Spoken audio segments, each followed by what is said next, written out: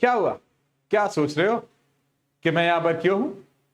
अरे भाई, मैं यहां पर इसलिए हूं कि आपको वन शॉट लेक्चर पढ़ाने वाला हूं। किस चैप्टर का? किस चैप्टर का? अरे समझ रहे होगे भाई साहब, गति में है। हम अब गति में हैं, मतलब गति और गति के नियम, मतलब बल और गति के नियम नाम के चैप्टर के बारे में हम वन शॉट पढ़ने वाले। बहुत अच्छा चैप्टर है, बहुत शानदार चैप्टर है, बहुत मजेदार चैप्टर है। मजा आएगा, मजा आएगा एंड सच में मजा आएगा। तो कैसे हैं आप लोग भाई? लोग कमेंट में जरूर बताना कि आप लोग कैसे हैं, मजे में हैं, कूल हैं, ऑसम हैं, मचा रहे हैं। मैं पता है आज जिस दिन लेक्चर रिकॉर्ड कर रहा हूँ, बहुत अच्छा सुनहरा सा मौसम हो रहा है। जिस शहर में अभी मैं हूं ना, मौसम बहुत सुनहरा, बहुत प्यारा है। And I hope and I wish आप सभी भी अच्छी तरह से खुश होंगे, अच्छी तरह से मस्त होंगे, अच्छी तरह से मचा रहे होंगे। ठीक है, शायद आपको मेरा नाम नहीं पता हो, लेकिन मैं आपको अपना नाम बता देता हूँ। मेरा नाम है आकाश रावत, आप सभी का छोटा भाई। प्यार से आप मुझे छोटा भाई भी कह सकते हो, मैं खुशी खुशी एक्सेप्ट करूंगा। ठीक है, अपना छोटा भाई कहिए, खुशी खुशी एक्सेप्ट करूंगा। तो हम मचाएंगे, मचाएंगे, जैसे नहीं आता उसे भी पढ़ाएंगे। तो हम पढ़ेंगे बल एवं गति के नियम। वैसे ऐसा कहा जाता है, वैसे ऐसा माना जाता है कि हिंदी मीडियम के बच्चे पर कोई ध्यान नहीं देता, और अगर देते भी हैं तो क्वालिटी कंटेंट नहीं मिलता है। क्वालिटी कंटेंट मिलता है तो पढ़ाने का तरीका अट्रैक्टिव नहीं होता, ऐसा कहा जाता था। अब वो वक्त नहीं है, चिंता की क्या बात, जब हम सब है तुम्हारे साथ। ठीक है, चिंता की कोई बात नहीं है, चिंता की कोई दिक्कत की परेशानी की बात नहीं है। बस तुम पढ़ना, हम पढ़ाएंगे, तुम लड़ना अपनी जंग, हम तुम्हें जंग जिताएंगे। तो देखिए, आज मैं आपको बल और गति के नियम का वन स्टॉप सॉल्यूशन देने वाला हूं। इसका मतलब ऐसा लेक्चर जो कि आपको बहुत सारे क्वेश्चंस प्रिपेयर करेगा, बहुत सारे न्यूमेरिकल्स भी, और सबसे ज्यादा इंपॉर्टेंट कॉन्सेप्ट प्रिपेयर करेगा। आपको पता है ना, फिजिक्स का दूसरा नाम होता है कॉन्सेप्ट। ठीक है, अगर आपने कॉन्सेप्ट अच्छी तरह से नहीं सीखे तो आपकी प्रिपरेशन कमजोर हो जाएगी। ठीक है, आपको कॉन्सेप्ट अच्छी तरह से सीखना पड़ेंगे। अगर कॉन्सेप्ट में कोई गड़बड़ है तो आप बिल्कुल गलत रास्ते पर हैं। अगर आपने कॉन्सेप्ट को अच्छी तरह से नहीं सीखा तो आप सही रास्ते पर नहीं है। तो ध्यान दीजिएगा, हम आपके साथ हैं। हमारा मन, हमारा ध्यान, ठीक है, हमारी तमन्ना, हमारी आरजू, मतलब हमारा मन, ध्यान, सब कुछ आपकी तरफ है। बस आप अच्छे से पढ़िएगा, हम दिल से पढ़ाएंगे, और आप पढ़ेंगे, हम पढ़ाएंगे, जीत जरूर होगी। तो शुरू करते हैं अच्छी क्लास लेके प्रभु का नाम। तो चलिए शुरू करते हैं। तो बच्चों नमस्कार, बच्चों स्वागत है आप सभी का दृष्टि सीरीज में, जिसमें क्लास 9th का one shot chapters, one shot lecture detail के साथ पढ़ाया जा रहा है। क्लास 10 को तो हिंदी मीडियम की सभी पढ़ा रहे हैं, क्लास 9 के बच्चे भी हमारे लिए उतने ही इंपॉर्टेंट है जितने क्लास 10 के बच्चे इंपॉर्टेंट है। तो हम पढ़ेंगे बल और गति के नियम के बारे में। ठीक है, हम किसके बारे में पढ़ेंगे बच्चा? बल और गति के नियम के बारे में, और ये वन शॉट होने वाला है। ठीक है, और ये कैसा होने वाला है? One shot. बहुत अच्छा लेक्चर है। इस लेक्चर में मैं आपको पूरी बातें सिखाऊंगा विद डिटेल के साथ, विद जानकारी के साथ, और एनिमेशंस भी हैं कुछ, तो थोड़ा सा ध्यान लगाइएगा, मजा आएगा। भाई साहब ये हैंग क्यों हो जाता है? ठीक है, छोटी सी बात, ये मेरा टेलीग्राम चैनल है, छोटा सा चैनल है, बहुत बड़ा चैनल नहीं है। चैनल का नाम है आकाश के तारे। तो आप सभी का स्वागत है। आपको कुछ नहीं करना है ना, इसे स्कैन करना है। जैसे ही आप स्कैन करोगे, स्कैन करने के बाद आप पहुंच जाओगे मेरे उस छोटू से टेलीग्राम चैनल पर। ठीक है, तो ये अब मेरा नहीं रहा, ये सब आपका हो गया है, तो आपके टेलीग्राम चैनल पर। ठीक है, अब देखिए आज हम क्या क्या पढ़ने वाले हैं। आज हम पढ़ने वाले हैं जड़त्व के बारे में। ठीक है, आज हम क्या क्या पढ़ने वाले हैं बच्चों? आज हम पढ़ने वाले हैं अबाउट जड़त्व, जड़त्व क्या होता है। ठीक है, उसके बाद आज हम क्या क्या पढ़ने वाले हैं? न्यूटन के गति के नियम, है ना। हम जड़त्व के बारे में पढ़ेंगे, न्यूटन के गति के नियम, संवेग संरक्षण के नियम के बारे में पढ़ेंगे, और कुछ न्यूमेरिकल्स पढ़ेंगे। ठीक है, हम जड़त्व, न्यूटन की गति का नियम, संवेग संरक्षण का नियम, और कुछ न्यूमेरिकल्स के बारे में पढ़ेंगे। मेरे बच्चे ध्यान से समझिएगा, मेरे बच्चे ध्यान से सीखिएगा, मेरे बच्चे ध्यान से जानिएगा। मजा आएगा, मजा आएगा, मजा आएगा। बस तो मन लगाकर पढ़ना। ठीक है, अब देखिए, पहली बात तो मैं आपको सबसे पहला टॉपिक पढ़ाने वाला हूं। टॉपिक का नाम कुछ और नहीं, टॉपिक का नाम है जड़त्व। ठीक है, सबसे पहला टॉपिक मैं आपको पढ़ाने वाला हूं बच्चे, टॉपिक का नाम जड़त्व है। मेरे बच्चे थोड़ी सी बातें आप ध्यान से समझना, है ना, फिर हम एनिमेशंस की सहायता से इन सभी बातों को सुनेंगे। एक बात और, मैं जो बात कह रहा हूं उस बात को अपने कानों को खोलकर सुन लेना, कि मेरे किसी भी पढ़ाए हुए कॉन्सेप्ट को आप कृपया अगर साउथ की किसी भी मूवी से न लगा, इवन आजकल तो बॉलीवुड के भी वही हाल है, तो बॉलीवुड की भी किसी मूवी से ना जोड़े, क्योंकि वहां पर थोड़े बहुत कॉन्फ्लिक्ट हो सकते हैं, वहां पर थोड़े बहुत विवाद हो सकते हैं, वहां पर थोड़ी बहुत परेशानी हो सकती है। ठीक है, तो याद रखिएगा जड़त्व के नियम के अनुसार, है ना, जड़त्व के नियम के अनुसार पहले तो जड़त्व होता क्या? भाइयों और बहनों, मैंने अभी नीव हिंदी के बैच में भी ये सारी चीजें, ये चैप्टर खत्म ही किया। जैसे चैप्टर खत्म होता है दृष्टि सीरीज में हम वन शॉट से प्रोवाइड करते हैं। तो भाइयों और बहनों ध्यान से समझिएगा, क्या हुआ कि यार हमारे पास एक रूम है, इमेजिन करिए हमारे पास एक रूम है, ठीक है, उस रूम में हमने एक पत्थर का टुकड़ा रख दिया और ताला डाल दिया भाई, ठीक है, हमने उस रूम में एक पत्थर का टुकड़ा रख दिया, बड़ा सा पत्थर का टुकड़ा, ताला डाल दिया। अगले 10 साल बाद तक हमने दरवाजा ही नहीं खोला, अगले 20 साल तक हमने दरवाजा ही नहीं खोला, अगले 30 साल तक हमने दरवाजा ही नहीं खोला। कितने? अगर आपने 30 साल तक दरवाजा नहीं खोला तो आप अगले 30 साल बाद जब दरवाजा खोलोगे, पत्थर का टुकड़ा कहीं मिलेगा? वहीं मिलेगा जहां था, ठीक है। क्यों? उसने अपनी जगह क्यों नहीं बदली? जिम्मेदार है जड़त्व। जिम्मेदार कौन है उसके पीछे? जड़त्व। जिम्मेदार कौन है? आपकी आंखों के सामने अभी देखो कुछ ना कुछ सामान रखा होगा, फोन रखा होगा, क्या वो फोन खुद ब खुद चलने लगता है? नहीं, जड़त्व जिम्मेदार है। क्या आपके सामने कोई टेबल रखी है? क्या आपके सामने कोई कूलर रखा है? क्या आपके सामने कोई कुर्सी रखी है? क्या आपके सामने कोई दीवार पर आईना या फोटो टंगी हुई है? क्या वो अपने आप चलने लगती है? तो जवाब है नहीं। क्यों? जड़त्व उसके पीछे जिम्मेदार है। कौन जिम्मेदार है? जड़त्व। तो जड़त्व वह गुण है, ठीक है, याद रखना मेरे बच्चे, जड़त्व वह गुण है जो कहता है कि अगर कोई वस्तु आराम कर रही है, मतलब विराम में है, तो वो किस में रहेगी बेटा? विराम में। मैं दोबारा कह रहा हूं, अगर कोई वस्तु आराम कर रही है मतलब विराम में है, तो वो किस में रहेगी बच्चे? विराम में। किसके कारण? जड़त्व के कारण। तो जड़त्व किसी वस्तु का वह गुण है जो कि कहता है कि अगर कोई वस्तु रखी है ना तो हमेशा रखी रहेगी। एक मिनट, बात अभी यहीं खत्म नहीं हुई। यह जड़त्व कहता है कि विराम तो ठीक है, मैं गति पर भी लगूंगा, ठीक है, मतलब यदि कोई वस्तु विराम में है तो सदैव विराम में रहेगी, और यदि कोई वस्तु गति में है तो सदैव गति में रहेगी। क्यों? क्योंकि जड़त्व कहता है कि तुम सदैव विराम में रहो। क्योंकि जड़त्व कहता है कि तुम सदैव किस में रहो? विराम में। और जड़त्व कहता है कि तुम सदैव किस में रहो बच्चा? गति में रहो, ठीक है।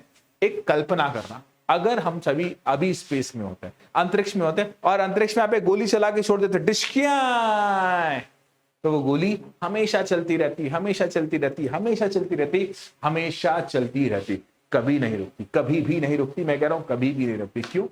जड़त्व। जड़त्व यही तो कहता है कि अगर कोई वस्तु गति में है तो सदैव किस में रह जाएगी? गति में रहेगी। किसके कारण बच्चे? जड़ के कारण। तो जड़त्व किसी वस्तु का वह गुण है, वस्तु का गुण है जो वस्तु को विराम से विराम में रखता है और वस्तु को गति से गति में रखता है। अर्थात जड़त्व कहता है कि अगर है तुम में हिम्मत तो तुम अपनी अवस्था बदल लो, ठीक है। अवस्था का मतलब तुम विराम से गति में आ जाओ और गति से विराम में आ जाओ। मैं तो तुम्हें रोके रखूंगा, मैं तुम्हें गति में हो तो गति में रखूंगा, मैं तुम अगर है ना विराम में हो तो विराम में रखूंगा। ये कहता है जड़त्व, ठीक है। तो एक चुटकी जड़त्व की कीमत तुम क्या जानो? क्लास 9 के बच्चे, है ना। किसी वस्तु की अवस्था परिवर्तन का विरोध करता है जड़त्व, किसी वस्तु की अवस्था बदलने नहीं देता जड़त्व। तो याद रखिएगा, जड़त्व के कारण ही अगर कोई वस्तु रखी है तो रखी रहेगी। मैं आपको एक छोटा सा उदाहरण और दूं। आप हिमालय पर्वत देख कर आइए। आज से 10 साल पहले हिमालय पर्वत कहां था? वहीं था। अगले 20 साल बाद हिमालय पर्वत कहां होगा? वहीं होगा। इन सबको एक जगह रखने के पीछे कौन जिम्मेदार है? तो इन सबको एक जगह रखने के पीछे कोई और जिम्मेदार नहीं, जिम्मेदार है जड़त्व, जड़त्व और जड़त्व। मैं क्या कह रहा हूं? इन सबको एक जगह रखने के पीछे सिर्फ एक ही चीज जिम्मेदार है, मैं जड़त्व, जड़त्व और सिर्फ जड़त्व। तो जड़त्व किसी वस्तु का वह गुण है जिसके कारण कोई भी वस्तु अगर विराम में है तो विराम में रहेगी, कोई वस्तु गति में है तो गति में। कुछ उदाहरण देख लेते हैं, ठीक है, कुछ उदाहरण देख लेते हैं, ठीक है। आपको उदाहरण से ज्यादा अच्छी तरह से समझ आ जाएगा और ज्यादा खुश हो जाओगे आप, ठीक है। अब देखिएगा, जैसे ये तो टेलीग्राम चैनल की बात आ गई भाई फिर से। जैसे देखिएगा, है ना, जैसे देखिएगा यहाँ पर, ठीक है, जैसे ये देखिएगा ध्यान से, ये ट्रक है ना आकर अगर ये पहाड़ से टकरा जाए, ठीक है, ये ट्रक अगर आकर पहाड़ से टकरा जाए तो पहाड़ किस में है? पहाड़ किस में है भाइयों बहनों बताइएगा। तो आप बोलोगे पहाड़ किस में है? विराम में, है ना। अब पहाड़ किस में है? विराम में। तो सदैव किस में रह जाएगा बच्चे? विराम में रह जाएगा, ठीक है। आगे समझिएगा बेटा, बहुत अच्छा टॉपिक है, बहुत अच्छा टॉपिक है, बहुत ज्यादा अच्छा टॉपिक है, ठीक है। तो यदि कोई वस्तु विराम में है तो विराम में रहेगी। मैं उदाहरण को और अच्छी तरह से एक्सप्लेन करूंगा, अभी मैं उन टॉपिक पर आऊंगा। पहले तुम सुन लो जड़त्व के प्रकार। पहला जड़त्व का प्रकार होता है विराम का जड़त्व, अंग्रेजी में जड़त्व को इनर्शिया कहा जाता है। दूसरा प्रकार होता है गति का जड़त्व, अंग्रेजी में ऐसे जड़त्व को क्या कहा जाता है? इनर्शिया। और तीसरा होता है दिशा का जड़त्व। तो यदि कोई वस्तु, तीनों को सुनना, जड़त्व 3 प्रकार के होते हैं। पहला है विराम का जड़त्व, यदि कोई वस्तु विराम में है तो सदैव विराम में रहेगी। मैं दोबारा कह रहा हूं, यदि कोई वस्तु विराम में है तो सदैव विराम में रहेगी। किसके कारण? Answer in comment. दूसरा, यदि कोई वस्तु गति में है तो सदैव गति में रहेगी। किसके कारण? Answer in chats. तीसरा, यदि कोई वस्तु एक दिशा में चल रही है तो सदैव एक दिशा में चलती रहेगी। किसके कारण? किसके कारण? जड़त्व के कारण। तो जड़त्व, अगर कोई वस्तु विराम में है तो वो सदैव विराम में रहेगी, उसका जड़त्व विराम का जड़त्व कहलाएगा। अगर कोई वस्तु चल रही है तो सदैव चलती रहेगी, उसका जड़त्व गति का जड़त्व कहलाएगा। और यदि कोई वस्तु एक दिशा में चल रही है तो सदैव उस दिशा में चलती रहेगी, उसका जड़त्व कहलाएगा दिशा का जड़त्व। अरे भाई साहब नोट डाउन, रिस्टार्ट करने का कह रहा है ये, ठीक है। अब देखिएगा उदाहरण की सहायता से समझेगा, ठीक है। अब देखिएगा उदाहरण की सहायता से। एक बार की बात है, मैं आपको बता दूं, मेरी आंखों के सामने की कहानी है, सच्ची कहानी है, ये वास्तविकता से जुड़ी कहानी है। कृपया इसको हल्के में मत लेना, सच में ऐसा हुआ था जो मैं आपको बता रहा हूं ना। एक बार की बात है भाई, मैं जा रहा है ना शादी में। अब आपको भी पता है और मुझको भी पता है कि इंसान शादी में 2-3 कामों के लिए जाता है। पहला तो खाना खाने के लिए, दूसरा बारात वारात, दूल्हा को तो बाद में देखते हैं, दुल्हन को भी बाद में देखते हैं। आजकल तो पहले खाना खाओ उसके बाद सारी बातें। तो भाई अपन तो खाना खाने के लिए जा रहे थे, इतने में बारात आ गई। मैंने कहा चलो भाई, बारात में कुछ लोग डांस कर रहे हैं आड़ा टेढ़ा, ठीक है, आड़ा टेढ़ा डांस कर रहे हैं। जब कुछ लोग आड़ा टेढ़ा, बारात ही देख लेते हैं। तो भाई साहब क्या हुआ, अचानक से जो घोड़ा था ना, घोड़े को न जाने क्या हुआ, वो अचानक से चलने लगा, कुड़दुक कुड़दुक। दूल्हा बैठा हुआ, दूल्हा कह रहा रुक जा, बारात मेरी वहां लगना है, रुक जा, शादी मेरी वहां है। घोड़ा अचानक चलने लगा, कुड़दुक कुड़दुक कुड़दुक कुड़दुक कुड़दुक कुड़दुक कुड़दुक कुड़दुक कुड़दुक, अचानक से रुक गया, अचानक से रुक गया। पता है जब घोड़ा चल रहा था तो उसके ऊपर कौन सा जड़त्व था? कुड़दुक कुड़दुक कुड़दुक कुड़दुक कुड़दुक कुड़दुक, गति का जड़त्व। और उसके ऊपर कौन बैठा हुआ था? दूल्हा बैठा हुआ था। उसके ऊपर भी कौन सा जड़त्व था? गति का जड़त्व। कुड़दुक कुड़दुक कुड़दुक कुड़दुक, घोड़ा भी चल रहा है और उसके ऊपर बैठा हुआ दूल्हा भी चल रहा है। अचानक से घोड़ा रुक गया धड़ से, तो दूल्हा कहां जाएगा? श्यू धड़म। किसके कारण? क्योंकि दूल्हा और हमारा घोड़ा किस में था? गति में थे। और जब दोनों गति में थे तो उनके पास था गति का जड़त्व। लेकिन अचानक से हमारा घोड़ा जो था वो आ गया किसमें? विराम में। ठीक है, अचानक से हमारा घोड़ा विराम में आ गया। अरे दूल्हा चाचा कुछ देर के लिए गति में रहेगा, गति के जड़त्व के कारण।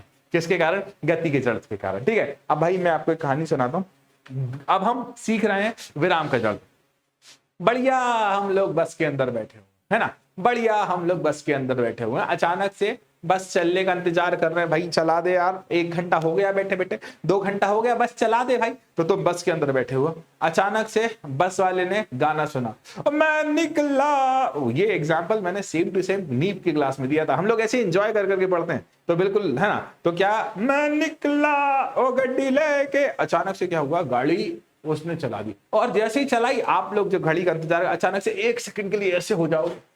ऐसा होता है यार, अगर कोई भी व्यक्ति गाड़ी अचानक से चला देता है तो हम कुछ सेकंड के लिए धड़ ऐसे पीछे हो जाते हैं। पता है किसके कारण? विराम की जड़त्व के कारण। तो भाइयों और बहनों है ना, आप गाड़ी के अंदर बैठे हुए हैं तो आप भी विराम में हैं, और भाई साहब आपका जो बस है वो भी विराम में है, तो दोनों विराम में। लेकिन बस कुछ सेकंड के लिए किस में आ गई? गति में। बस कुछ सेकंड के लिए किस में आ गई बच्चे? गति में। और आप किस में रह गए बेटा? विराम में। तो विराम का जड़त्व। ठीक है, तो क्या? विराम कर। सुनिए आराम से, मजा आएगा। अब पूरे तीनों के तीनों जड़त्व को समझा रहा हूं, ठीक है, पूरे तीनों जड़त्व को इसी उदाहरण से समझा रहा हूं। तो आप लोग बढ़िया बस के अंदर बैठे हुए थे, डिग डिग, इमेजिन करो कि आप बस के अंदर बैठे हुए। अगर आप बस के अंदर बैठे हो, अचानक से बस चला दी ड्राइवर, तो आप बस के अंदर थे, बस रुकी हुई थी, उस दौरान आपके और बस के ऊपर था विराम का जड़त्व। अचानक से बस चला दी, अचानक से क्या हुआ? बस चला दी। जैसे उसने बस चलाई, आपको सेकंड के लिए पीछे होगा, किसके कारण? विराम की जड़त्व के कारण। तो गाना कौन सा बजाया? मैं निकला ओ गड्डी लेके रस्ते पे, अभी आगे भी चलेंगे। तो जब मैं निकला गड्डी लेके, तो उसने जो बस विराम में थी ना, उसको अचानक से चला दिया और आप विराम में रह गए। बस किस में आ गई? गति में। आप विराम में इसलिए रह गए क्योंकि विराम का जड़त्व। आगे जैसे ही गया, एक भाई साहब ने कहा, उस बस को हाथ दिया, रुक जा भाई, गाने सुन रहा है, इधर रुक, इधर रुक। क्यों? वो पैसेंजर था। तो ड्राइवर ने बोला, पैसा आएगा बिठाओ उसे, पैसा आएगा, पैसेंजर मिला, सवारी मिली, बिठाओ। ठीक है, तो उसने बिठा लिया उसे। तो भाई जब क्या हुआ है ना, उसने ब्रेक मार दिया अचानक से। जैसे ब्रेक मारा, अब आप भी गति में हो और बस भी गति में। ठीक है, तो आप भी गति में हो और बस भी गति में। आपके ऊपर गति का जड़त्व है और बस के ऊपर भी गति का जड़त्व है। बस ने ब्रेक मार दिया तो बस किस में आ गई? विराम में। लेकिन आप ऐसे हो जाओगे, पता है क्यों? क्योंकि आपके ऊपर क्या आ गया? गति। आप किस में रह गए? कुछ देर के लिए गति में। ठीक है, आपको गति का जड़त्व था जो कि आपको कुछ ऐसे उठा कर लेगा। तीसरा गाना चल रहा था ना, कौन सा? मैं निकला ओ गड्डी लेके रस्ते पे और सड़क पे, एक मोड़ आया, ठीक है। अब भाई साहब वो गाना सुन रहा था ड्राइवर, तो मैं निकला ओ गड्डी लेके रस्ते पे, सड़क पे उसने गाड़ी को घुमा दिया, धड़ धड़ धड़ धड़ धड़, आपकी गाड़ी इधर मुड़ गई और आप ऐसे होगा। क्या जिंदगी में आपके साथ ऐसा हुआ?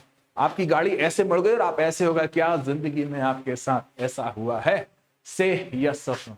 क्या जिंदगी में आपके साथ ऐसा हुआ है? से यस और नो। ऐसा हुआ है। तो पता है क्यों? क्योंकि आप एक दिशा में जा रहे थे, अचानक से आपके ड्राइवर ने, आपकी गाड़ी चलाने वाले व्यक्ति ने गाड़ी को मोड़ दिया, लेकिन आप कुछ देर के लिए एक दिशा में रहेगा, दिशा के जड़त्व के कारण। तो यदि कोई वस्तु विराम में है तो वो विराम में रहेगी, ये जड़त्व कहलाता है विराम का जड़त्व। यदि कोई वस्तु गतिशील है तो वो गतिशील रहेगी, ये जड़त्व कहलाता है गति का जड़त्व। और यदि कोई वस्तु एक दिशा में जा रही है तो वह सदैव उसी दिशा में जाती रहेगी। इसे कहा जाता है दिशा का जड़त्व, that is inertia of direction. I hope आपको ये सारी बातें क्लियर होंगी। I hope and I wish आपको ये सारी बातें क्लियर होंगी मेरे बच्चे। देखो मैंने बहुत सारे एग्जांपल्स भी लिए हैं, तो देखो सिंपल सी बात, गति में है तो गति में रह जाओगे, गति का जड़त्व। विराम में तो विराम में रह जाओगे, विराम का जड़त्व। दिशा में है तो दिशा एक ही दिशा में चलते रह जाओगे, दिशा का जड़त्व। अच्छा एक बात और सुनना, मेरी बातों को ध्यान से, कान खोलकर सुनना मेरे बच्चे, जो जो बातें मैं बता रहा हूँ उन सभी बातों को ध्यान से सुनना, ठीक है। जिस वस्तु का द्रव्यमान जितना अधिक होता है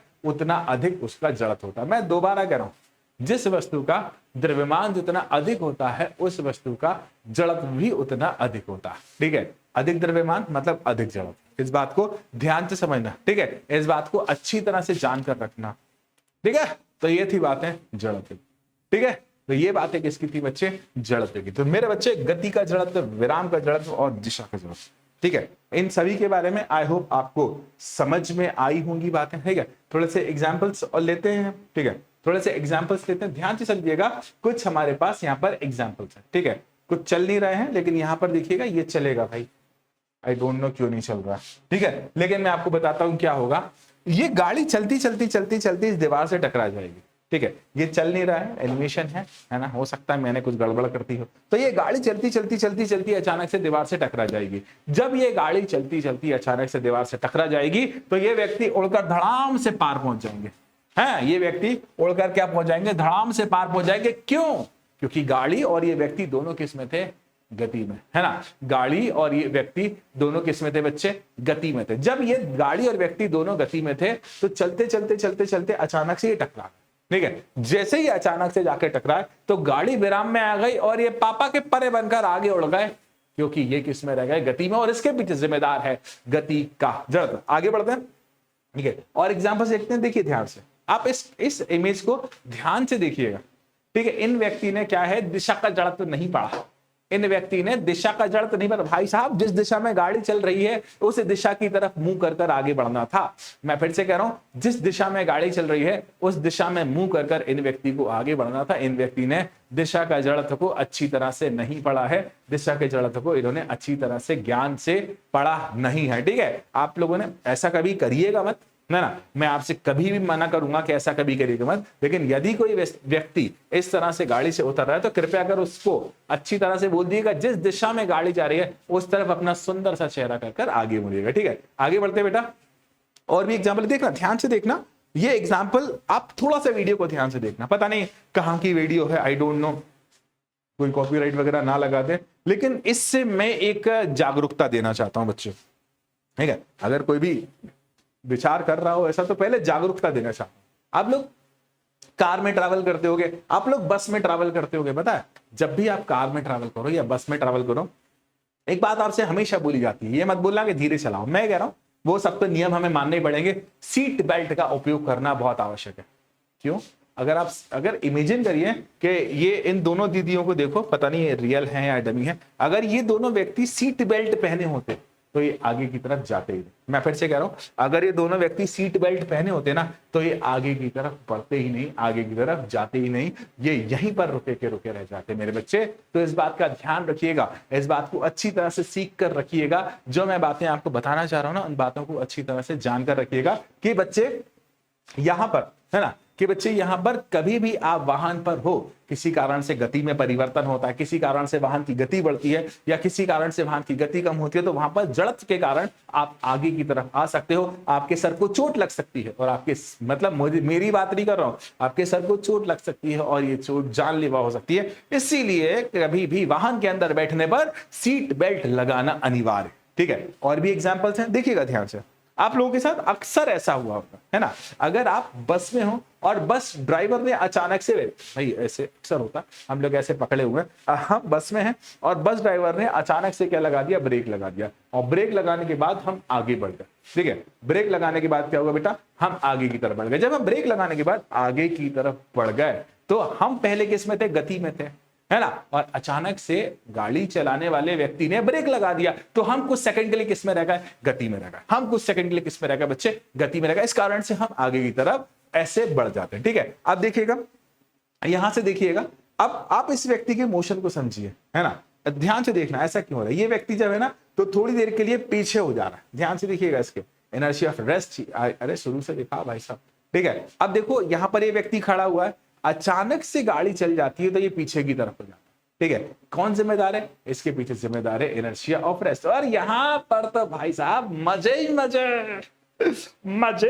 हो रहे हैं। ठीक है, ऐसा हो सकता है, इसके पीछे आप देखिएगा, कारण ढूंढिएगा। ये बातें मैं बता चुका हूं, जड़त्व क्या होता है, और मैं फिर से कह रहा हूं, जड़त्व किसी भी वस्तु की द्रव्यमान की माप होती है। ठीक है, और याद रखना, मेरे किसी भी नियम को आप साउथ की किसी मूवी पर ना लगाएं। ठीक है, क्योंकि आप वहां पर फिर मुझसे आकर लड़ाई करोगे, सर आप तो गलत पढ़ाए हैं, सर आप तो, क्या ऐसा हो सकता है इन प्रैक्टिस, क्या ऐसा हो सकता है, इट इज नॉट पॉसिबल। तो मैं दोबारा कह रहा हूं, आपके किसी मेरे के पढ़ाए हुए किसी भी नियम को अगर आपने साउथ की मूवी पर लगाया तो आप मुझसे लड़ने मत आना, सर आपने जो पढ़ाया था। अरे आजकल तो बॉलीवुड के भी यही हाल है, वहां भी ऐसा ही होता, इंसान को टप मारो, टप्पा खाकर वापस आता है। जब हम किसी इंसान को मारते हैं तो टप्पा खाता है और टकराकर वापस आ जाता है। तो याद रखिएगा, बहुत सारी चीजें हमारे पास। ठीक है, सॉरी, है ना। अब देखो बच्चे, द्रव्यमान और जड़त्व के बारे में थोड़ी सी गहराई में बात करेंगे। ठीक है, द्रव्यमान और जड़त्व के बारे में थोड़ी सी हम गहराई में बात करेंगे। मेरे बच्चे देखना, जड़त्व किसी भी वस्तु का गुण होता है, अर्थात वस्तु है तो जड़त्व है, अगर वस्तु नहीं है तो जड़त्व नहीं है। लेकिन द्रव्यमान जो होता है, किसी वस्तु को बनाने में जितने पदार्थ की मात्रा होती है उसे कहा जाता है द्रव्यमान। ठीक है, किसी वस्तु को बनाने में जितने पदार्थ की मात्रा होती है उसे क्या कहा जाता है बच्चे, द्रव्यमान कहा जाता है। अब देखिए, जड़त्व जो होता है, जड़त्व को द्रव्यमान के द्वारा नापा जाता है। मैंने कुछ देर पहले ही कहा था कि किसी भी वस्तु का जितना अधिक द्रव्यमान होगा उसका जड़त्व उतना अधिक होगा। मैंने अभी कुछ सेकंड्स पहले ही कहा है आपको कि अगर आप चाहते हो कि द्रव्यमान पता, जैसे मैं खड़ा हूं और यहां पर हाथी खड़ा हुआ है, ठीक है, तो मेरा और हाथी किसका जड़त्व अधिक होगा, तो जवाब है भाई साहब हाथी का जड़त्व अधिक होगा, है ना। क्यों, क्योंकि जितना अधिक द्रव्यमान उतना अधिक जड़त्व। याद रखना, जितना अधिक द्रव्यमान उतना अधिक जड़त्व मेरे बच्चे। ठीक है, अब देखो, बहुत प्यारी बातें हैं बेटा। ठीक है, बहुत न्यारी बातें हैं बेटा। ठीक है, बहुत प्यारी बातें हैं बेटा, बहुत न्यारी बातें हैं। ठीक है, अब देखना बेटा, अब मैं पढ़ाने जा रहा हूं आपको किसके बारे में, बल के बारे में। ठीक है, अब मैं किसके बारे में पढ़ा रहा हूं बच्चे, बल के बारे में। सुनना ध्यान से, बल क्या क्या कर सकता है, पहले उन बातों के बारे में पढ़ेंगे, फिर हम यहाँ पर थ्योरेटिकल बातें करेंगे। ठीक है, अब देखो बच्चे, इमेजिन करिए कि एक गाड़ी खड़ी हुई है, मतलब गाड़ी खड़ी हुई है अर्थात गाड़ी किसमें है बेटा, विराम में है। ठीक है, गाड़ी खड़ी हुई है अर्थात गाड़ी किसमें, विराम में। आपने गाड़ी पर धक्का लगा दिया, धक्का लगा दिया मतलब बल लगा दिया भाई, वही तो है। कोई गाड़ी खड़ी हुई है अर्थात गाड़ी विराम में है और आप गाड़ी पर क्या लगा देते हो, धक्का, तो विराम से किस में आ जाती है बेटा, वो गति में। तो बल किसी भी वस्तु को विराम से गति में ला सकता है, पहली बात तो यही है। ठीक है, बल किसी भी वस्तु को विराम से गति में ला सकता है, सबसे पहली बात यही है। दूसरा, ठीक है, अब देखो, कोई भी गाड़ी चलती चलती आ रही है, मतलब या फिर कोई गाड़ी चलती आ रही है या कोई आपका मित्र चलता आ रहा है या कोई वस्तु चलती आ रही है, तो यदि कोई भी वस्तु या कोई भी गाड़ी चलती चलती आ रही है, गति से आ रही है, और आप उस वस्तु पर लगा दो ब्रेक, तो गति से किस में आ सकती है वो ब्रेक, क्या मतलब उस पर क्या लगा दो, बल। तो बल क्या करेगा, वस्तु को गति से विराम में ले आएगा। तो देखिए बल क्या करता है, इमेजिन करिए आपके सामने फुटबॉल रखी हुई है, आप गए और फुटबॉल पर एक लात मार दी, आप गए और फुटबॉल पर आपने एक लात मार दी। जैसे ही आपने फुटबॉल पर एक लात मार दी, आपने क्या लगाया, बल। ठीक है, बल के कारण वो फुटबॉल विराम से गति में आ गई। दूसरा, इमेजिन करिए, भागता भागता भागता भागता बुमराह आया और ऐसे उसने बॉल डाली, है ना, और वहां से विराट कोहली ने बैट से लगाया बल, तो बॉल गति में थी और बल लगाने के बाद बॉल किस में आ गई, विराम में आ गई। तो बॉल गति से विराम या विराम से गति में आ जाती है। तीसरा सुनना बेटा ध्यान से, ठीक है, तीसरा सुनना, बॉल विराम से गति से या फिर गति से विराम में। तीसरा मेरे बच्चे ध्यान से समझिएगा, जो बातें मैं आपको बता रहा हूं उन सभी बातों को ध्यान से सुनिएगा। ठीक है, आप देखिए, इमेजिन करिए आप एक दिशा में गाड़ी चला रहे हैं, ठीक है, इमेजिन करिए आप एक दिशा में गाड़ी चला रहे हैं, आपने गाड़ी को ऐसे मोड़ दिया, मतलब आपने क्या लगाया, बल। तो दिशा को कौन परिवर्तित करेगा बच्चा, बल। मैं और अच्छे उदाहरण देता हूं, ठीक है, मैं और अच्छे उदाहरण देता हूं। पता है हमारे जो विराट कोहली हैं, विराट भैया जो है ना, विराट भैया मतलब डिफेंसिव भी खेलते हैं, एग्रेसिव भी खेलते हैं, जैसी परिस्थिति हो वैसा खेलते हैं। लेकिन हमारे सूर्य कुमार भैया, ठीक है, इमेजिन करिए एक बॉल आती है उनकी तरफ, टक ऐसे मारेंगे, मतलब वो बॉल पर क्या लगाएंगे, बल, और बॉल पर जैसे लगाएंगे बल, बॉल की दिशा बदल जाएगी। ठीक है, तो बल क्या करता है, किसी भी वस्तु की दिशा को परिवर्तित भी कर देता, बल किसी भी वस्तु की दिशा को परिवर्तित भी कर देता। और समझिएगा, ठीक है, और समझिएगा, अभी नहीं, और इसके अलावा आपके हाथ में इमेजिन करिए कोई भी वस्तु है, आप उस वस्तु पर बल लगा दो तो वो वस्तु टूट जाएगी, वो वस्तु अपना आकार परिवर्तित कर लेगी, वह वस्तु टूट जाएगी या फिर वह वस्तु अपना आकार परिवर्तित कर लेगी। तो बल किसी वस्तु का आकार परिवर्तित करता है। उदाहरण के लिए हम भारतीय लोग यार, हम लोग रोटी खाते हैं, पूरी खाते हैं, पराठा खाते हैं, और भी डिफरेंट डिफरेंट टाइप की चीजें, मसाला डोसा खाते हैं, ये सारी चीजें खाते हैं। तो देखिए वहां पर हमें क्या लगाना पड़ता है, वहां पर लगाना पड़ता है बल। मान लीजिए कि मम्मा ऐसे ऐसे आटा बना रही हैं, आटे से वो जो लोई बनाते हैं ना आटे की, गोल गोल से, ठीक है, तो मम्मा ऐसे ऐसे आटा बना रही है, मतलब उस पर क्या लगा रही है, बल, उस पर क्या लगा रही है, बल। तो बल किसी भी वस्तु का आकार परिवर्तित कर देता। और भी बातें हैं, ठीक है, और भी बातें हैं मेरे बच्चे। इमेजिन करिए कि आपका कोई मित्र खड़ा हुआ है, ठीक है, आपका कोई भी मित्र खड़ा हुआ है ना, आपने धक्का लगा दिया, धक्का मतलब बल लगा दिया, तो वो विराम से गति में, अब वो गति में है, अब वो चल रहा है, आप गए पीछे से और धक्का लगा दिया, ठीक है, तो और तेज धक्का लगा देंगे तो उसका वेग भी बढ़ जाएगा, उसका वेग क्या हो जाएगा, बढ़ जाएगा, या फिर उसका वेग हो जाएगा कम। तो बल किसी वस्तु का वेग बढ़ा भी सकता है और बल किसी वस्तु का वेग कम भी कर सकता है। ठीक है, बल किसी वस्तु का वेग बढ़ा भी सकता है और बल किसी वस्तु का वेग कम भी कर सकता है। ये सारे काम कर सकता है बल। इस बात को ध्यान से हमेशा जिंदगी भर याद रखना है। जिंदगी में बल कई प्रकार के होते हैं, 4 फंडामेंटल टाइप होते हैं, और ये बल वो बल, ढेर सारे टाइप के बल होते हैं, लेकिन सारे के सारे बल के काम यही है। बल वस्तु को विराम से गति में लाता है, या गति से विराम में लाता है, या दिशा परिवर्तित करता है, या आकार परिवर्तित करता है, या वेग बढ़ाता है, या फिर वेग कम करता है। देखिएगा ध्यान, है ना। बल क्या है, बल किसी भी वस्तु का वेग का परिमाण बदल देता है। देखिए वेग का परिमाण बदल देता है, अर्थात वस्तु को तेज या धीमी कर देता है, उसकी गति की दिशा बदल देता है ना, या फिर वस्तु का आकार या आकृति भी बदल देता है। बल के बारे में मैंने डिटेल में बता दिया। अंग्रेजी में बल को कहा जाता है बेटा फोर्स, ठीक है, अंग्रेजी में बल इज कॉल्ड फोर्स, ठीक है, और इसका मात्रक सर न्यूटन के नाम पर पड़ा, ठीक है, तो इसका मात्रक न्यूटन होता है। एसआई पद्धति में इसका मात्रक न्यूटन होता है, सीजीएस पद्धति में इसका मात्रक डाइन होता है। ठीक है, आगे बढ़ते हैं। बल के प्रभाव में आपको पढ़ा चुका हूं। बल कई प्रकार के होते हैं, जिसमें से एक होता है संतुलित बल और एक होता है असंतुलित बल। ठीक है, एक होता है संतुलित बल और एक होता है असंतुलित बल। मेरे बच्चे ध्यान से समझिएगा, आपके पास है ना, चलो मैं दूसरी तरीके से बताता हूं। मान लीजिए ये एक सतह है, मान लीजिए इमेजिन करिए ये एक सरफेस है, इस सरफेस पर एक बॉल रखी हुई है, ठीक है, मान लीजिए ये एक सरफेस है, इस सरफेस पर एक बॉल रखी हुई है, आपने यहां पर लगा दिया एक फोर्स, ठीक है, आपने यहां पर क्या लगा दिया, एक फोर्स। मान लीजिए यहां पर आपने जो बल लगाया है वो लगाया 10 न्यूटन का। आपका मन है यहां से भी एक और बल लगा दो, कितना लगाया, 10 न्यूटन का। अब सवाल यह है कि ये गेंद किस तरफ बढ़ेगी, तो जवाब है कहीं भी नहीं बढ़ेगी। ठीक है, जवाब क्या है, कहीं भी नहीं बढ़ेगी, ना ही बॉल लेफ्ट में जाएगी ना ही बॉल, भाई कंगा कर लो, थोड़ा सा हैंडसअप लगना चाहिए ना। यूट्यूब पर देख रहे हो सकता है कोई हमको वायरल फेस देखकर, मतलब हमें देखकर वायरल कर, तो इससे थोड़ा अच्छा दिखना चाहिए। वैसे हमें कोई वायरल नहीं करेगा, हमारी शक्ल भगवान ने ऐसी बनाई है, लेकिन ठीक है, जो प्राप्त है पर्याप्त है, हम उसमें ही खुश है। सुनिएगा ध्यान से। तो अब इस वस्तु पर आप दो लोग हैं, इमेजिन करिए आपके आकाश और वायरल हो गए, ठीक है, बहुत वायरल होगा, बहुत इन छोटी छोटी आंखों के साथ वो वायरल होगा। तो भाई साहब लोगों की भीड़ लगी हुई है, ठीक है, यहां से एक आदमी उन्हें वहां खींच रहा, यहां से एक आदमी उन्हें वहां खींच रहा, यहां से खींच रहा है 100 न्यूटन से, यहां से खींच रहा है 100 न्यूटन। कहां जाएंगे? कहीं नहीं जाएंगे भैया, यहीं खड़े रह जाएंगे, कहीं नहीं जाएंगे, यहीं खड़े रह जाएंगे। तो इस स्थिति में जो बल लग रहा है वह संतुलित बल है। कौन सा बल लग रहा है? तो जवाब है संतुलित बल, ठीक है। कौन सा बल है बेटा? तो जवाब है बेटा संतुलित बल, ठीक है। अब देखिएगा ध्यान से, आकाश सर और फेमस होगा, आकाश सर और वायरल होगा, ठीक है। मान लीजिए आकाश सर और फेमस हो गए, आकाश सर और वायरल होगा वैसे तो, है ना। ये देखिएगा, है ना, फिर क्या हुआ भाई साहब, याद रखना, हम और फेमस हो गए और वायरल हो गए, है ना। तो ये हमने, किसी व्यक्ति ने हाथ को ऐसे पकड़ा, किसी व्यक्ति ने हाथ को इधर, अब इधर से दो लोगों ने पकड़ लिया तो 100 और 100 200 न्यूटन, और इधर से एक व्यक्ति पकड़ा है ना 100 न्यूटन, तो मैं 200 न्यूटन की तरफ बढ़ता जाऊंगा, तो इसे कहा जाता है असंतुलित बल। इसे क्या कहते हैं बच्चे?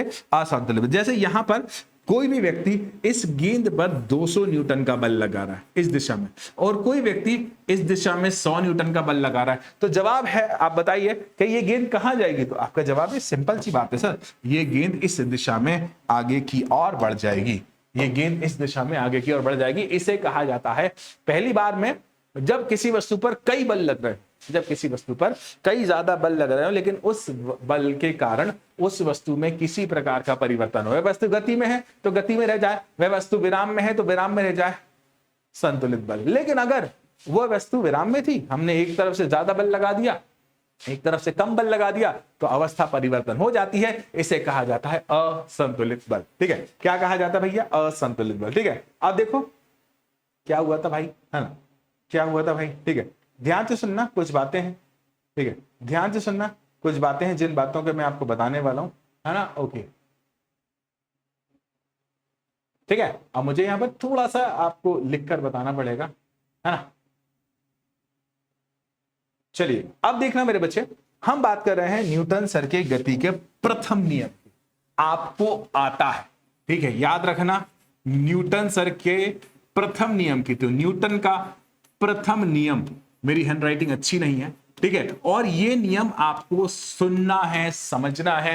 फिर आएगा न्यूटन सर का दूसरा नियम, फिर आएगा न्यूटन सर का तीसरा नियम, और संवेग संरक्षण का नियम, चैप्टर खत्म हो जाएगा। लगभग आधे घंटे का लेक्चर और है, लेकिन ये 3 नियम आप ध्यान से समझना, मैं जो बोल रहा हूं उन बातों को अच्छी तरह से सीखिएगा। मान लीजिए कि कोई भी वस्तु है, इमेजिन करिए, कल्पना करिए, मान लीजिए कि आपके पास कोई भी वस्तु है, एक कोई भी वस्तु, इमेजिन करिए कोई भी वस्तु है, ठीक है, वो वस्तु रखी हुई है, लेकिन निर्जीव वस्तु को रखना, पता चले कि तुम एक मेंढक को रख दो और सोचोगे वो हमेशा यहां दिखे, कभी भी नहीं। मान लीजिए कोई वस्तु रखी हुई है, तो अगले 10 साल तक कहां रखी रहेगी, अगले 20 साल तक कहां रखी रहेगी, अगले 30 साल तक कहां रखी रहेगी? जहां रखी भाई वहीं की वहीं रखी रहेगी। मान लीजिए कोई भी वस्तु रखी हुई है ना, तो वह वस्तु विराम में है, विराम में रहेगी, ठीक है। न्यूटन सर का प्रथम नियम क्या कहता है? यदि कोई वस्तु विराम में है, ठीक है, ध्यान से समझना, यदि कोई वस्तु विराम में है तो सदैव किस में रहेगी बेटा?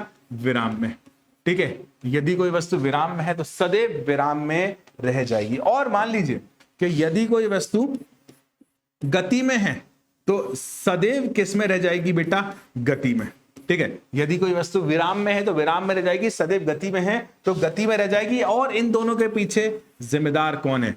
इन दोनों के पीछे जिम्मेदार है जड़त्व, ठीक है। तो यदि कोई वस्तु विराम में है तो विराम में रहेगी, यदि कोई वस्तु गति में है तो गति में रहेगी। किसके कारण? जड़त्व के कारण। लेकिन यदि यही वस्तु विराम से गति में आना चाहती है तो क्या लगाना पड़ेगा? बल। और यही वस्तु गति से विराम में आना चाहती है तो क्या लगाना पड़ेगा बच्चे? बल।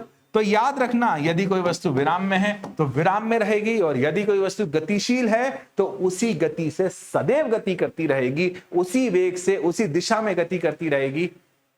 क्यों? जड़त्व।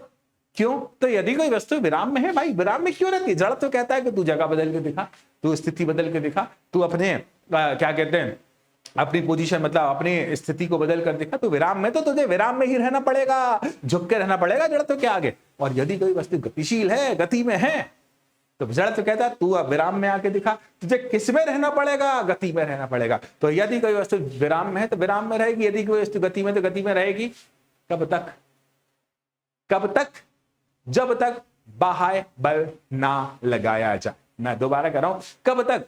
जब तक बाह्य बल ना लगाया जाए। तो मेरे बच्चे इस बात का ध्यान रखिएगा कि यदि कोई वस्तु विराम में है तो सदैव विराम में रहेगी, और यदि कोई वस्तु गतिशील है तो उसी गति से उसी दिशा में गतिशील रहेगी जब तक कोई बाह्य बल ना लगाया जाए। और यही है न्यूटन सर का प्रथम नियम। मेरे बच्चे, न्यूटन सर के प्रथम नियम ने आपको जड़त्व की परिभाषा दे दी, ठीक है। न्यूटन सर के प्रथम नियम ने आपको किसकी परिभाषा दी थी? जड़त्व की, है ना, कि जड़त्व, यदि कोई वस्तु विराम में है तो विराम में रहेगी, और यदि कोई वस्तु गति में है तो उसी दिशा में उसी वेग से गतिशील रहेगी।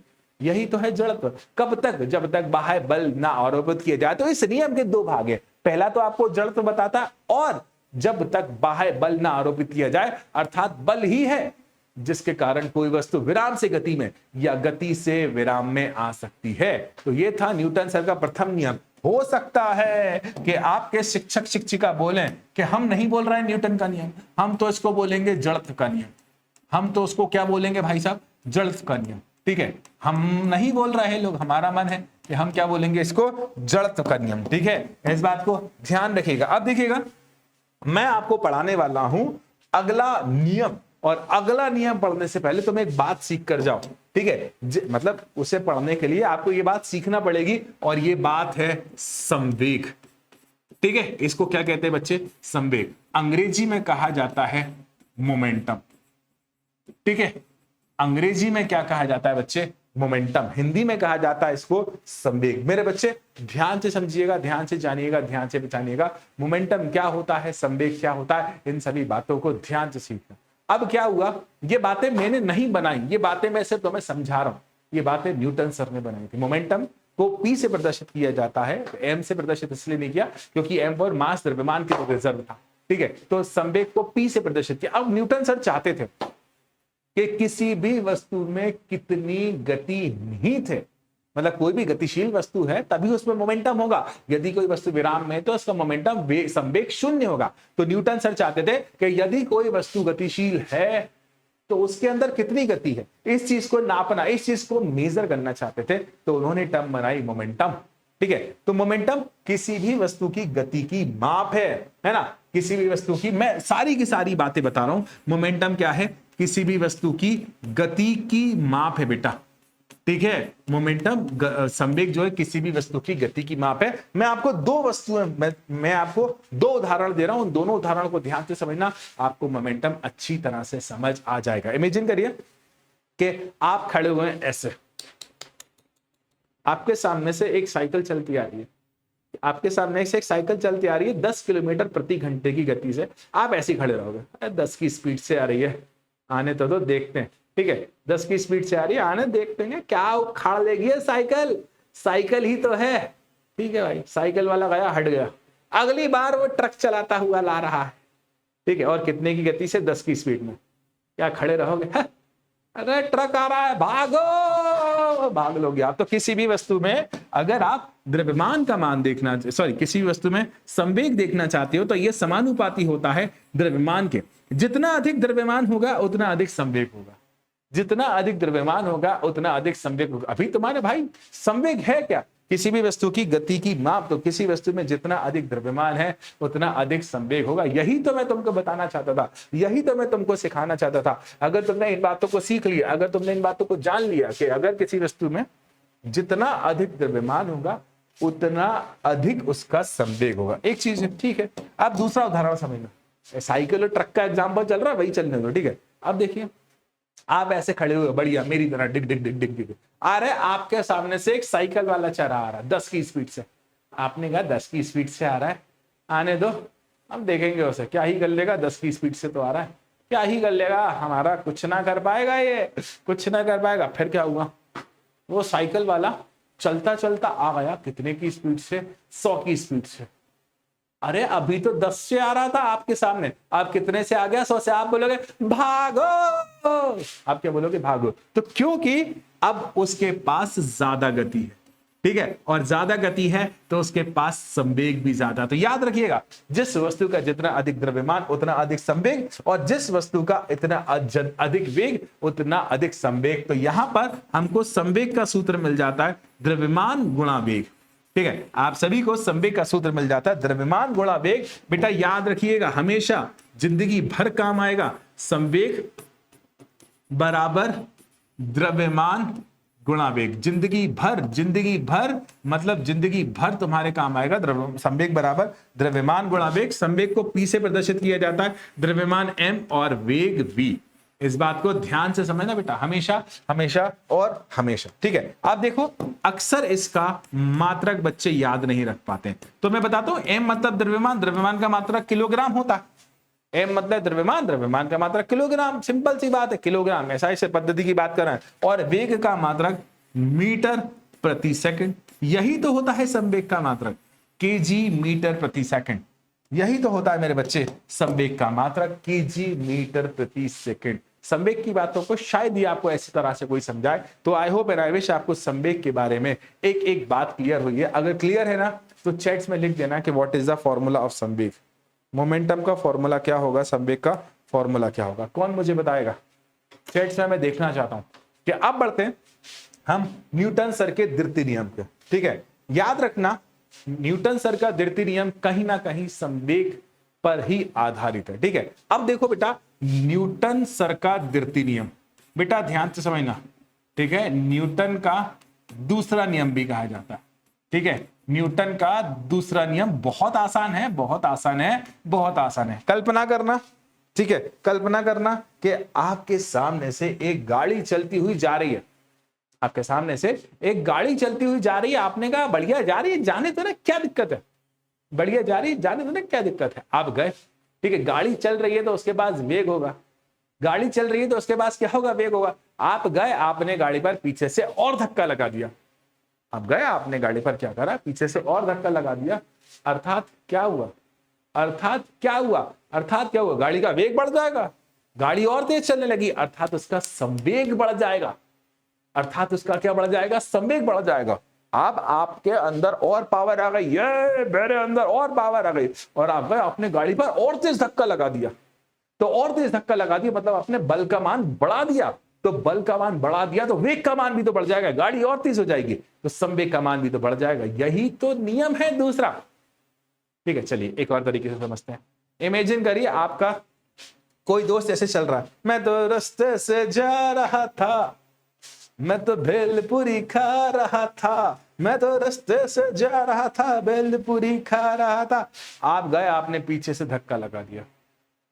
कितनी दुख की बात है ना, आप गए और आपने पीछे से क्या लगा दिया, धक्का लगा दिया। तो आपका दोस्त बढ़िया एक रास्ते में जा रहा था, ऐसे में तो रास्ते से आप गए, पीछे से धक्का लगा दिया, उसकी स्पीड बढ़ जाएगी। आप गए, पीछे से धक्का लगा दिया, उसकी स्पीड बढ़ जाएगी।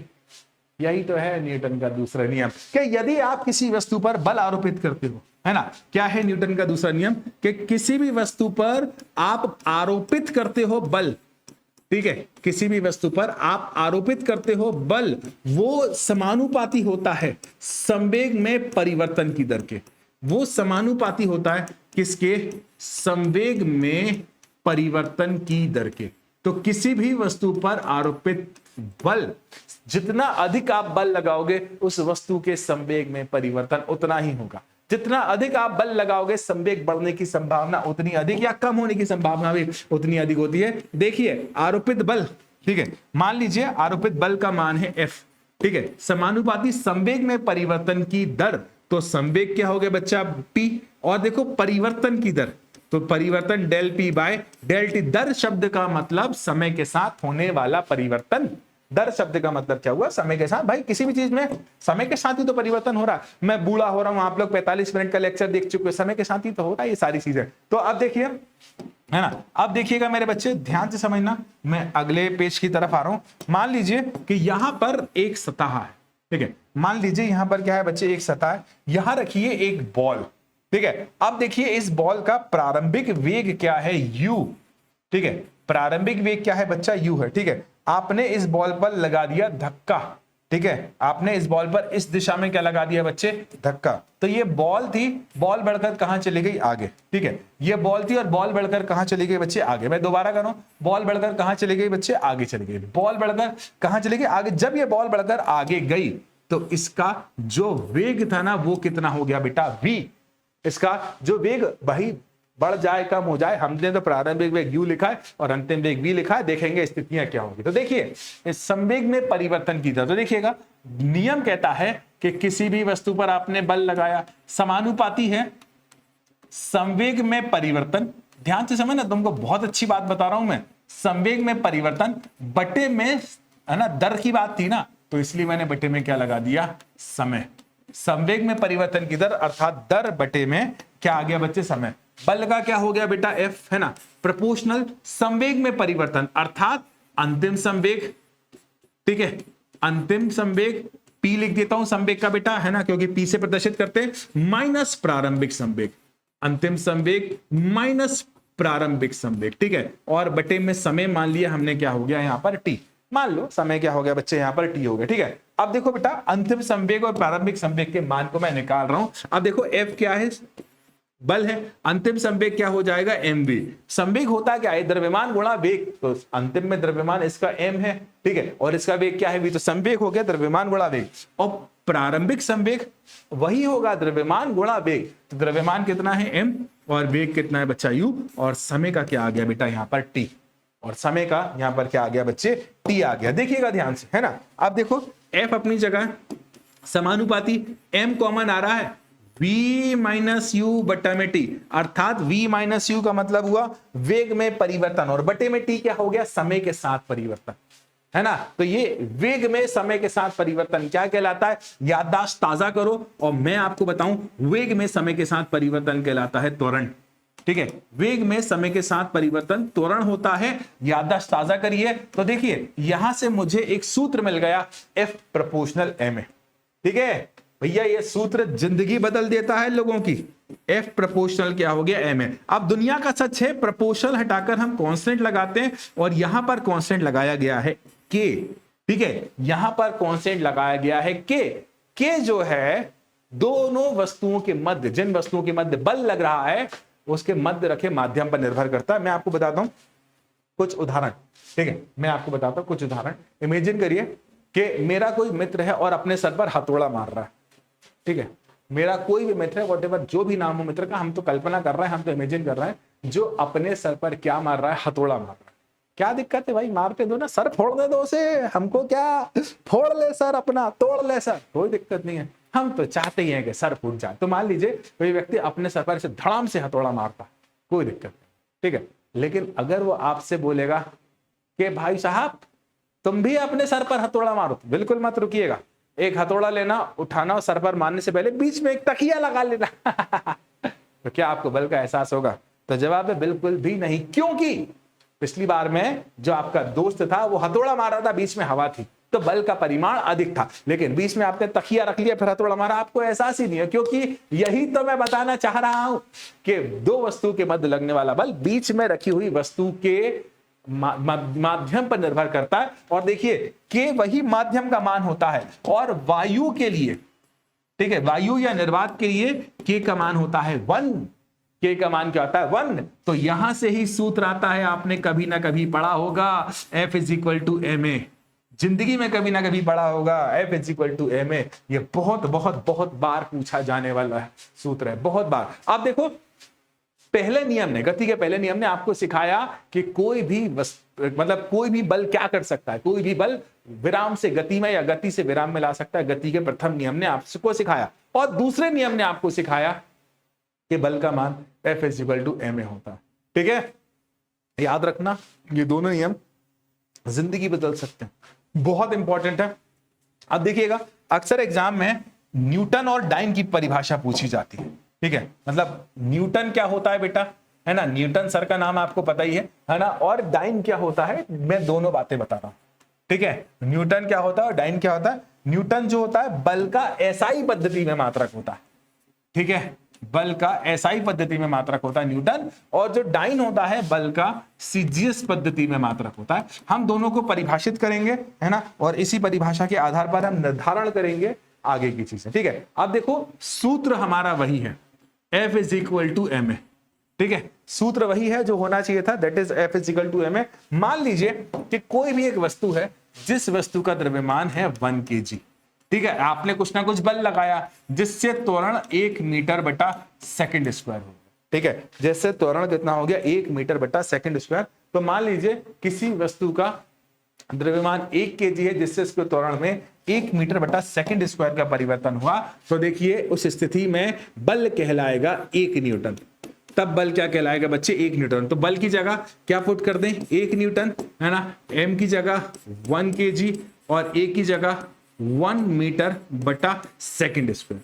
तो 1 न्यूटन बल का वह मान है जो 1 किलोग्राम की वस्तु को 1 मीटर बटा सेकंड स्क्वायर के त्वरण से त्वरित कर, है ना, या फिर इतना त्वरण उसमें उत्पन्न करते, है ना। तो देखिएगा अब बढ़ते हैं यहां पर डाइन, ठीक है। अब मान लीजिए किसी भी वस्तु का द्रव्यमान है बच्चा 1 ग्राम, ठीक है। हमने कुछ ना कुछ बल लगाया, है ना, कुछ ना कुछ बल लगाया जिससे उसका जो त्वरण है ना वो कितना हो गया बच्चा 1 सेंटीमीटर बटा सेकंड स्क्वायर, ठीक है। इस स्थिति में जो बल होगा वो कहलाएगा 1 डाइन।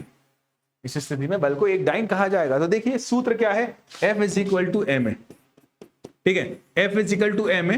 तो m का मान कितना है बेटा 1 ग्राम और a का मान कितना है 1 सेंटीमीटर बटा सेकंड स्क्वायर। इसे ही कहा जाता है 1 डाइन। तो 1 डाइन बल का वह परिमाण है, ठीक है, जो 1 ग्राम की वस्तु को 1 सेंटीमीटर बटा सेकंड स्क्वायर से त्वरित कर दे, अर्थात इतना त्वरण उसमें उत्पन्न कर दे। और एक बात और, ठीक है, एक बात और मैं यहां पर कर रहा हूं, न्यूटन और डाइन के बीच संबंध, ठीक है, न्यूटन और डाइन के बीच संबंध। तो देखिएगा जैसा कि आपको अब पता है कि 1 न्यूटन बराबर, है ना, 1 केजी, है ना, मीटर बटा सेकंड स्क्वायर, ठीक है, यही होता है ना, यही। अब देखिएगा 1 केजी का मतलब क्या हुआ 1000 ग्राम। 1 केजी का तात्पर्य होता है 1 ग्राम।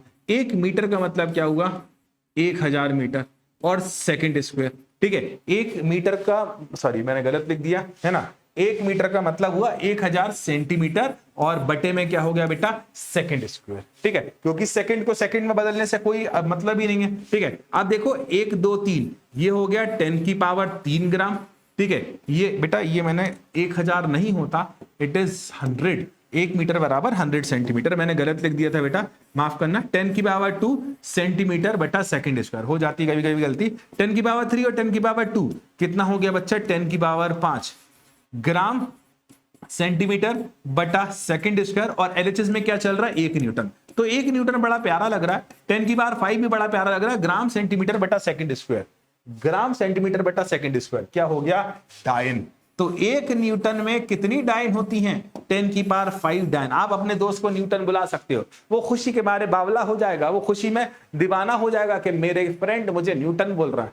उसे क्या पता कि 1 न्यूटन में कितनी डाइन होती हैं।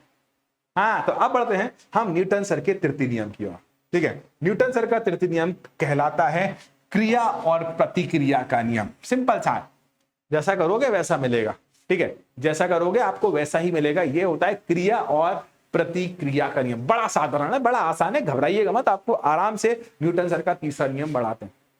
आपको आ गया गुस्सा, आपने दीवार पर एक मुक्का मारा धड़ाम से, ठीक है, क्योंकि मैं अपने हाथ पर मारा हूं तो हाथ पीछे हटा था, मुझे उसका एहसास नहीं हो रहा है, ठीक है, लेकिन आपको आ गया गुस्सा और आपने दीवार पर एक मुक्का मारा धड़ाम से, ठीक है। आपने जब दीवार पर एक मुक्का मारा मतलब आपने करी क्रिया, दीवार को तो लगी, क्या आपको लगेगी ओही अम्मा लगेगी, तो बदले में क्या मिली प्रतिक्रिया। आपने गुस्से में दीवार को और तेज मार दिया, दीवार ने आपको बदले में और तेज मार दिया। तो जैसी क्रिया, ठीक है, जैसी क्रिया है ना, जैसी क्रिया वैसी क्या हो जाएगी बच्चा प्रतिक्रिया, ठीक है, जैसी क्रिया वैसी क्या हो जाएगी बच्चा प्रतिक्रिया। तो क्रिया इज इक्वल टू बराबर और विपरीत प्रतिक्रिया, क्रिया इज इक्वल टू बराबर और विपरीत प्रतिक्रिया, इस बात का ध्यान रखिएगा। तो प्रत्येक क्रिया के बराबर और विपरीत अभिक्रिया होती है। जहां जहां क्रिया होगी वहां वहां अभिक्रिया अवश्य होगी, है ना, याद रखना, मैं दोबारा रिपीट कर रहा हूं,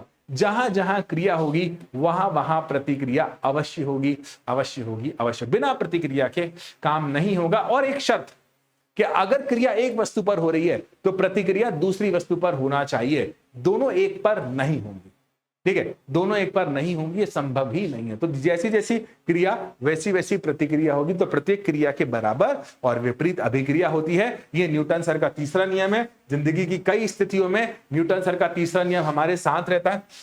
ठीक है, जिंदगी की कई आवश्यकता ऐसी होती हैं जहां पर न्यूटन सर का तृतीय नियम हमारा साथ निभाता है। देखते हैं, मैं आपको बताता हूं सारी बातें। आप देखिएगा ध्यान से, न्यूटन सर मतलब एक व्यक्ति है, यहां पर टेबल के ऊपर बैठे हुए हैं, तो ये टेबल पर नीचे की तरफ क्या लगा रहे हैं, क्रिया, और टेबल ने बदले में क्या लगाई है, प्रतिक्रिया। इमेजिन करिए, ये पेन है भाई, पेन पर नीचे की तरफ क्या लगा रहा है, बल, और बदले में ऊपर की तरफ क्या मिल रहा होगा, ऐसे कुछ ना कुछ बल। अगर इसको रोकने वाला नहीं होगा तो ये पेन कहां चला जाएगा, नीचे की ओर। तो जैसी क्रिया वैसी प्रतिक्रिया होगी। हम चल भी न्यूटन सर के तृतीय नियम के अनुसार चल पाते हैं। ठीक है, अब देखिएगा यहां पर ये व्यक्ति गन चला रहा है, आप ध्यान से देखिएगा, ये व्यक्ति क्या कर रहा है, गन चला रहा है। जब ये व्यक्ति गन चला रहा है तो ये गन भाई आगे की तरफ चल रही है, बंदूक जो होती है उसकी गोली आगे की तरफ चल रही है, लेकिन बंदूक कहां जा रही है, पीछे की ओर, क्योंकि गोली आगे की तरफ बढ़ रही है, क्रिया कर रही है, और विपरीत दिशा में जो बंदूक है वो प्रतिक्रिया कर रही है। ठीक है, तो यहां पर भी न्यूटन सर का तृतीय नियम लगा हुआ। और देखिएगा एक छोटा सा सवाल है, यहां पर कौन सा नियम लग रहा है, मैं क्या कह रहा हूं कि यहां पर फिजिक्स का कौन सा नियम लग रहा है। मुझे बेसब्री से इंतजार है आप सभी के आंसर का। मैं सिर्फ इतना जानना चाहता हूं कि यहां पर फिजिक्स का कौन सा नियम लग रहा है। कोई भी नियम लग सकता है, आप बताइएगा। ठीक है, कि कैसे ये महामहिम ये जो घोड़ा है, ये घोड़ा स्किड कर स्लिप मारकर गाड़ी के नीचे से निकल गया।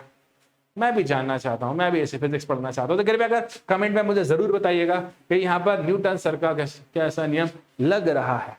ठीक है, बताइए, ये इस पर नियम नहीं लग रहा। ठीक है, आप देखिएगा न्यूटन सर के नियम के जिंदगी में कई उपयोग होते हैं। पता है आपको रॉकेट ऊपर क्यों जा पाता है ना, रॉकेट ऊपर जा पाता है न्यूटन सर के तृतीय नियम के अनुसार, क्योंकि न्यूटन सर के नियम के अनुसार क्रिया और प्रतिक्रिया बराबर है। तो रॉकेट जो है नीचे की तरफ क्या लगाता है, रॉकेट जब जलता है ना, तो रॉकेट जब चालू होता है ना, तो बहुत सारी गैसेस जो होती हैं वो बल लगाती हैं, प्रणोद बनता है दीवार जमीन की तरफ। ठीक है, और जब ये बहुत सारी गैसेस जमीन की तरफ बल लगाती हैं तो रॉकेट कहां चलता है, ऊपर की तरफ।